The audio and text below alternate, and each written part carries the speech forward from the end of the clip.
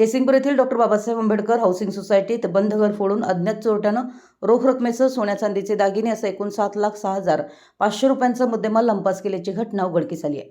या प्रकरणी जयसिंगपूर पोलीस ठाण्यात अज्ञात चोरट्याविरोधात गुन्हा दाखल करण्यात आला आहे। याबाबतची फिर्याद विद्या सुदाम शिर्टीकर वय 55 राहणार plot number 48 doctor Babasaheb Ambedkar society housing society Jaysingpur यांनी दिली आहे।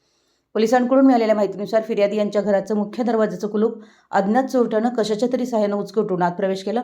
घरातील कपाटातून 50,000 रुपये रोख रक्कम व सोन्या चांदीचे दागिने असा एकूण 7,06,500 रुपयांचा ऐवज चोरून नेण्यात आला आहे। ही चोरी शनिवारी दिनांक 28 फेब्रुवारी 2026 रोजी दुपारी 12 ते रविवारी दिनांक 1 मार्च 2026 रोजी सकाळी 9:30 वाजण्याच्या सुमारास घडली असल्याचं फिर्यादीत नमूद करण्यात आलं आहे। फिर्यादीवरून जयसिंगपूर पोलीस ठाण्यात अज्ञात चोरट्याविरोधात गुन्हा दाखल करण्यात आला असून गुन्ह्याचा पुढील तपास पोलीस निरीक्षक सत्यवान हाके यांच्या आदेशानुसार पोलीस उपनिरीक्षक उर्मिला खोत करीत आहेत। दरम्यान परिसरात सलग घरफोडीच्या घटनांमुळे नागरिकांमध्ये भीतीचे वातावरण निर्माण झालं असून पोलिसांनी गस्त वाढवावी अशी मागणी होती आहे। मराठी एस न्यूजसाठी जयसिंगपूरहून संदीप अडसूळ।